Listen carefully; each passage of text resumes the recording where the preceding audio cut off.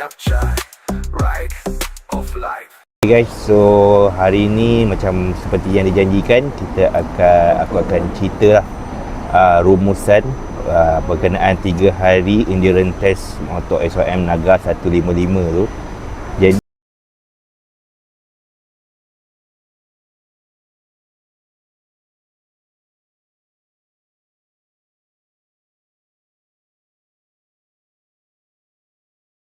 cerita pasal kebolehan dia untuk jalan jauh lah. Okey, untuk jalan jauh daripada Kuala Lumpur pergi Cameron Highland dalam 230 km macam tu lebih kurang. Jadi untuk 230 km ni aku just berhenti isi minyak untuk 2 kali saja. Itu pun bukan sebab minyak penuh saja, nak rehat, nak solat dan top up sikit minyak lah. So perjalanan, sebab kalau ikutkan dari segi on paper dia, satu tank minyak untuk Naga 155 ni boleh pergi sejauh 250 km. Maksudnya kalau andai kata aku nak isi minyak daripada KL full tank, sebenarnya aku dah boleh lepas lah sampai ke Cameron Highland. Tapi macam hari tu aku berhenti dari 2 tempat dekat RNR Rawang dengan RNR Tapah untuk berhenti rehat dan solat lah. Sebab masa tu pun hujan, jadi nak jalan jauh tu rasa macam penat sikit. So untuk kebolehan minyak memang tak ada masalah. Dari segi enjin pun memang smooth, tak ada masalah. Apabila daripada on highway tu aku boleh pecut walaupun dalam keadaan hujan. Aku boleh pergi dalam 110 kan, untuk highway. Untuk dalam GPS tu aku tengok dalam 108 macam tu lah, 103, 108. Aku pun tak full throttle, tak lock betul-betul throttle pun, sebab ada satu tempat aku lock, ada satu tempat aku tak lock lah. Sebab memang keadaan hujan yang dia tak adalah lebat sangat, cuma sentiasa hujan dan jalan tu sentiasa basah. Untuk tayar ni aku tayar depan aku mesti tayar kilang. Cuma hari tu yang bocor tu tayar belakang aku dah tukar. Yang mana bila tayar baru ni lilin dia ada lagi. So untuk laju terus tu memang aku tak recommend lah untuk tayar-tayar baru ni kalau korang tukar. Kena buang, kena jalan bagi dia hilang lilin dulu, baru sedap kalau kau nak lenjan lah. Okay, untuk kelajuan tu, kau jangan salah faham tau. Bukan motor ni boleh pergi top speed sampai 110 je, tak. Korang kena faham, aku naik bertiga. Wife dengan anak aku kat depan. Dan aku ada bag kiri kanan. Bawah seat ni dengan kompartmen ni memang dah penuh dah barang. So dalam weight, total weight sebenarnya untuk tu dalam 180 kilo juga. So untuk 180 kilo dia boleh pergi dalam 100 belas macam tu. Bagi aku dah okey dah. Sebab apa? Masa on the way balik tu, sebab masa kita orang balik tak hujan, dia panas, memang panas terik lah. Aku boleh dapat dalam 124 ke 125 km sejam dalam keadaan yang beban tu dah bertambah. Sebab apa? Kita orang beli barang lagi kat atas kat masa Cameron Highland. Lagi beban tu lagi bertambah, dia boleh pergi selaju tu. Sebenarnya dia punya kelajuan memang tak ada masalah. Okey, untuk yang mana dah tengok video aku sebelum ni, sebelum pada aku pergi ride ke Cameron Highland ni, aku dah buat servis lah, full service, CVT apa semua.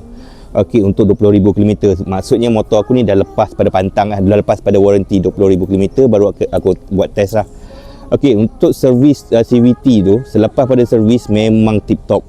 Okey, perjalanan aku, even lepas balik daripada Cameron Highland, aku buat bekerja sebab aku pernah cerita sebelum ni, aku adalah rider Grab. So memang smooth. Okay, so untuk kat Cameron Highland tu, kita balik pada cerita Cameron Highland.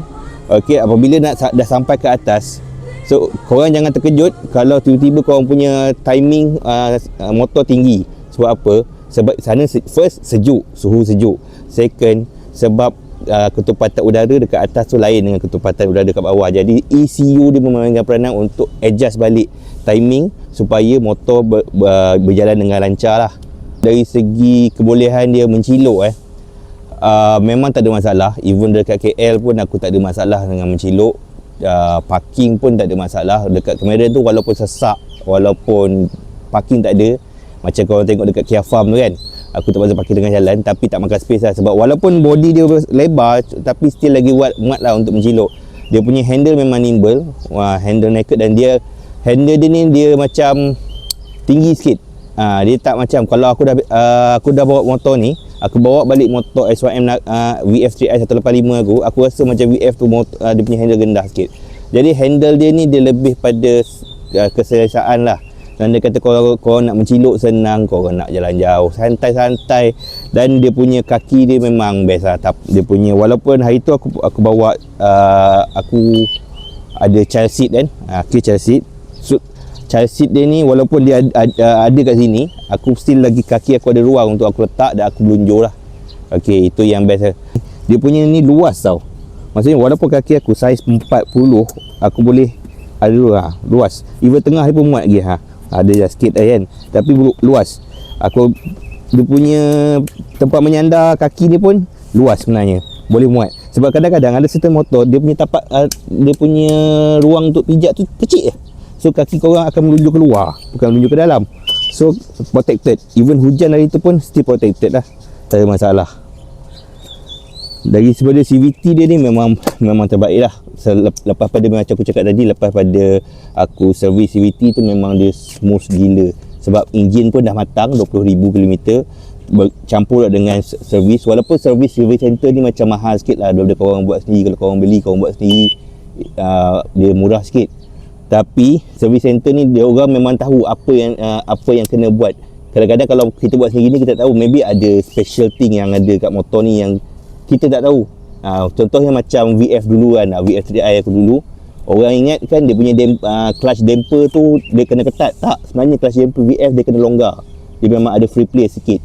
Memang kena wajib ada. Kalau tak ada, dia gegar. Kalau motor lain dia kena ngam-ngam, dia kena ketat. Itu perbezaan dia. Macam Nagra ni pun sama lah. Okey, luggage dia ni, luggage ni membantu sangat-sangat lah. Okey, luggage dia ni walaupun kalau korang tengok ada barang, luggage dia ni memang besar. Okey, aku boleh muat beg ni satu hari tu penuh dalam ni. Aku tak selipar apa semua buat belakang ni. Okey, penuh, boleh muat, tak ada masalah. Aku letak beg aku satu kat belakang, aku letak ada barang-barang lah, aku bawa sikit dekat side bag ni kiri kanan. Okey, total dah berat semua dalam 40 kilo, 30 kilo ke 40 kilo lah barang berat dia. Ataupun 30 kilo lah, aku rasa tak sampai 40 kilo, maybe 30 kilo. Okey, terus total berat aku dengan berat wife aku dengan berat anak aku, macam aku cakap tadi, 180 kilo. Okey, tambahan, tapi still tak ada masalah untuk naik puncak Cameron lah. Aku lalu jalan tapah. So jalan tapah ni korang faham sendiri lah macam mana. Kadang-kadang memang banyak selekoh. Aku tak adalah sampai nak corner melipat sangat sebab bawa orang kan. Kalau aku seorang-seorang, insyaAllah aku akan memang akan layan corner lah. Pasal tayar yang aku pakai ni, yang baru ni, Corsa Platinum M ni, memang terbaik. Dia beza dengan Corsa S aku pakai hari tu.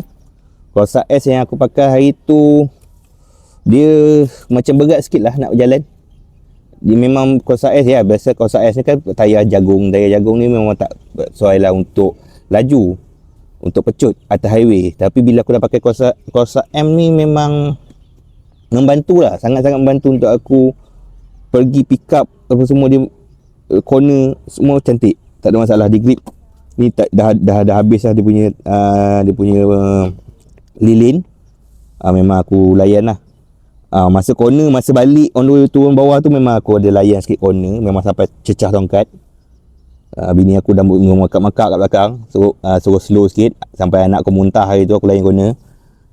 Okey, tapi memang terbaik lah tayar ni, well recommended.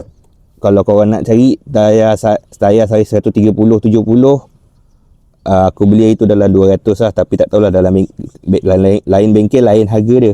Tapi kalau korang boleh cari online lagi murah kot. Cuma nak kena cari kedai upah tukar layar lah.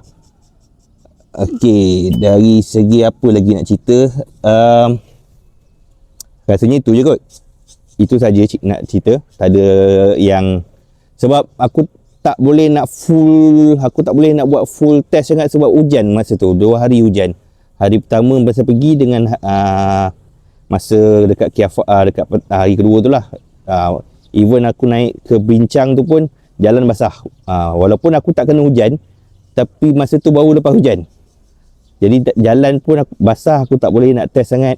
Lagipun sesak, aku tak boleh nak, orang kata nak buat test dia punya speed ke apa tak boleh. Cuma aku boleh buat dari segi cara boleh menciluk ke tak, kan, boleh menyelit ke tak, parking macam mana, adakah parking perlu makan space. Lepas tu dari segi hari pertama tu naik bukit je lah kan, dengan beban berat tu, so tak ada masalah. So mana-mana siapa-siapa yang masih lagi was-was dengan Naga ni, korang boleh buang lah perasaan tu jauh-jauh. Sebab SYM ni bukan baru buat motor. SYM ni dah buat motor daripada tahun 1960 1950 So dia kiranya dia buat sebelum pada kita merdeka lagi, dia dah start buat motor. So bukanlah satu syarikat yang baru, bukanlah satu jenama yang baru. So jadi cuma dia baru masuk Malaysia lah pada dalam tahun 2011 macam tu kan. So kita skeptikal lagi lah pasal jenama-jenama. Tapi korang dia masuk pula dengan dalam kategori bajet. So motor-motor yang melambangkan dia tu, kita ingat macam oh motor ni cepat rosak, motor ni tak ada spare part. Nak kata kalau tak ada spare part, susah nak cari spare part, Suzuki pun susah nak cari spare part. Tu jenama Jepun tu. Tapi macam mana Suzuki? Terbaik kan? Macam tu juga dengan SYM. SYM ni nak kata dia bukanlah yang terbaik, dia bukan jugalah yang terburuk. Dia average. Dia tak adalah orang kata macam wow factor apa semua, tak ada. Cuma dia memang kalau kau nak pakai, kau boleh rely on it. Itu je. Okay. So kita jumpa lagi untuk the next video. Andai kata kalau korang ada apa-apa yang korang nak komen, kalau apa-apa kata korang nak bagi input, nak request apa yang aku nak cerita, ataupun nak orang kata bagi nasihat lah macam mana aku nak improve apa yang ada sekarang ni. So boleh komen dekat bawah. Okay, jumpa lagi di next video. Assalamualaikum.